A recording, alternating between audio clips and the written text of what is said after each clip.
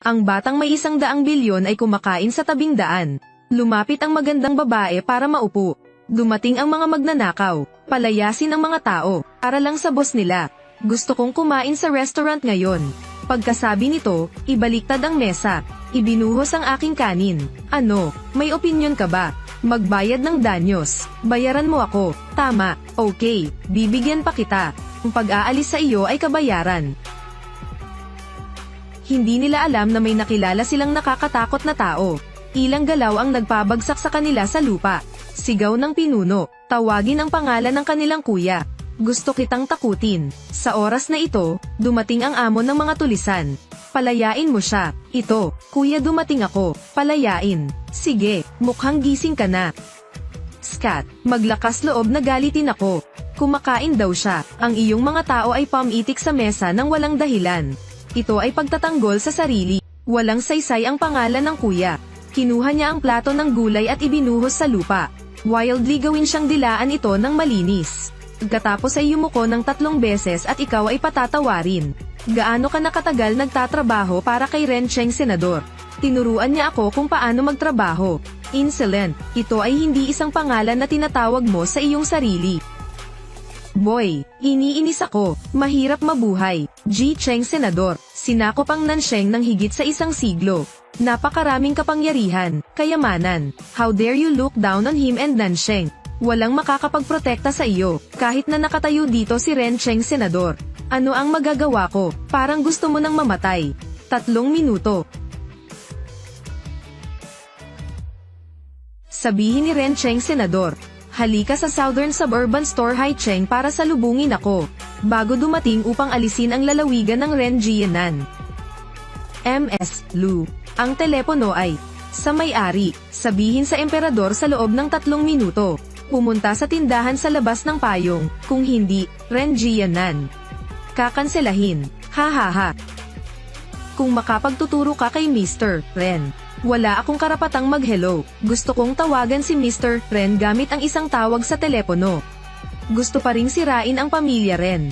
Hahaha, hindi takot mamatay. Nang marinig nila ito, akala nila ay katawa-tawa ka. Pag gusto kanyang talunin. 2 minuto, nakaparada ang mga luxury car sa kalsada. Lumapit ang isang grupo ng mga tao na nakasuot ng itim. Kaigan, bakit ka nandito? Pagbibigay-pugay sa may-ari, Rencheng Senador. Pagbibigay-pugay sa may-ari. Itinapon, parang nabulag ang mga mata. Kanyang mga tao, pamahalaan ng mabuti, may susunod pa, ang iyong posisyon sa timog ay papalitan. Oo. G. Senador, bastard, nadala, paano na ang mga sinabi ko sa iyo? Si Rencheng Senador ang kakatawan kay Tianheng. Sa auction party, isa publiko ang asawa ni Ji Yuning, ang pagiging nag-iisang nanalong bidder. Mag-order ng 20 bilyong VND. Shen Group Trade Leader Haicheng. Pagkatapos, Tianheng, bilang nangungunang negosyo sa Timog, namumukod tangi pa rin sa buong bansa. Ang kanyang asawa, si MS Yuning, maging isang pinuno sa mundo ng negosyo. Noong taong iyon, naghiwalay ang pamilya Shen. Si Yuning ay inatake. Nasa tabi ko siya na parang normal na tao. Hayaan siyang magpahinga. Ngayon ay sikat na siya. Makakapagpahinga na ako. Hindi nawawala ang suporta niya. Hindi siya kung ano siya ngayon. Lahat ng tungkol kay Shen Shi ay binigay ko. Hindi importante. Simula nung niligtas niya ako, aking lahat, sa kanya ito. Kamusta? Chu Ching-a. Ako ang katulong ni MS Chen, si Chu Ling. Hello Assistant Chu, hindi mahalaga kung ano ang gagawin mo ngayon. 10 minuto papunta sa opisina ni Chairman Shen. May sasabihin siya, Wolfgang, alisin mo ako. Oras na para ipaalam kay Yuning ang kanyang pagkakakilanlan. Dapat, gusto kong sabihin sa asawa ko ang aking pagkakakilanlan. Wala siyang oras para makita siya. Inihagis sa kanya ng sekretarya ang divorce paper. Dapat itigil na ang kasal mo kay MS Chen. Bakit? Ang iyong kasalukuyang katayuan, hindi ka pareho ni Miss Shen. Hindi mo siya deserve. Hindi ko pinahahalagahan. Tama, pagkatapos lamang ng 5 taon, si Shen Shi. Malapit nang mahulog ang alog-alog. Mga oras sa negosyo Haicheng. Napaka-develop, makipagtulungan kay Tianheng. Putik lang ako na hindi ma-plaster. Walang kwenta. Huwag mo akong husgahan gamit ang iyong mga mata. Ang identity ko, hindi mo alam. Hindi mahuhulaan. May ibang identity siya. Maihahalin tulad ba ito kay G. Senador na namamahala kay Tianheng? Nasa harap ko si Ren Cheng Senador. Nakaluhod lang, pangarap, pinapayuhan ko kayong pirmahan ito. Pagkatapos ay makakuha ng kabayaran. Hayaan mo siyang magsabi sa akin. Hindi ito nakakaabala kay Miss Shen. Dapat mong malaman, ang kasalukuyang lokasyon ni MS Chen. Divorce nang hindi sinasabi sa akin. Kabayaran sa paggalang sa iyo. Bigyan mo ako ng respeto. Walang big deal. 5 taon ng masayang pagsasama ay naghiwalay. Hindi siya nagkita. Shen Yuning, hindi ito maabot ngayon. Chu Qing, huwag kang mangmang.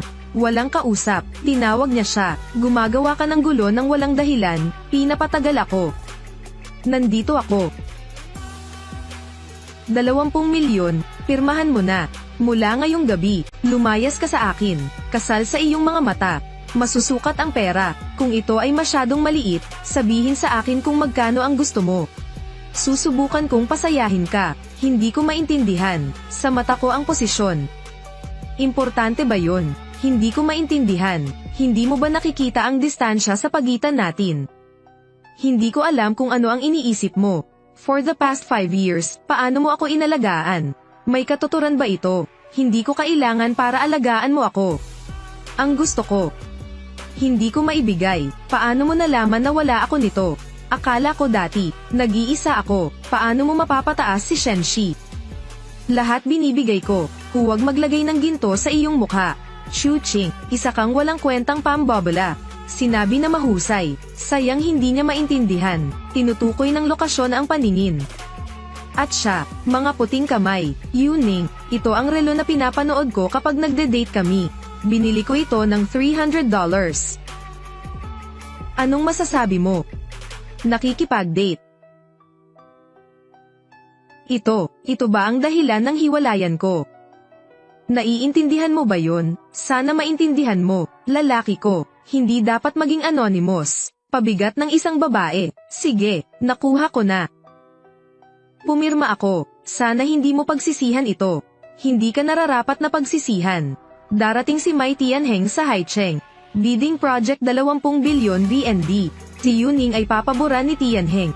Panalong bid muna. Ang resulta ay i-aanunsyo bukas. Si Yuning ay nasa tuktok ng mundo ng negosyo. Ang pinakamagandang presidente. Dumating si Tianheng sa Haicheng sa aking mga order. Bakit hindi mo sabihin? Si G. Senador sa Timog ay nakikinig sa kanyang mga utos. Oo, nakikinig siya sa akin. Alam mo ba ang sinasabi ko? Okay, ipapaalam ko sa iyo. Tianheng at ang pamilya Xiao. Lapit na pagtutulungan sa buong taon. Tianheng kay Haicheng sa pagkakataong ito. Ako ang nag-uudyok. Bakit hindi kita narinig? Ipilit mo, Xiao Shiziha. Ano ito? Tama na, duwag ka. Sinasabi ko sa'yo, pinakamahusay kong desisyon. Ang hiwalayan ay kasama mo. Hindi, di ako nagsisisi, matangkad siya. Ako ay duwag at walang kakayahan. Tandaan ang sinabi niya, mga gamit ng nanay ko. Ang singsing na ibinigay sa manugang ng pamilya Chu. Bayaran mo ako, ang pera niya. Parang hindi ko nakikita, lubusan na tayo sa utang.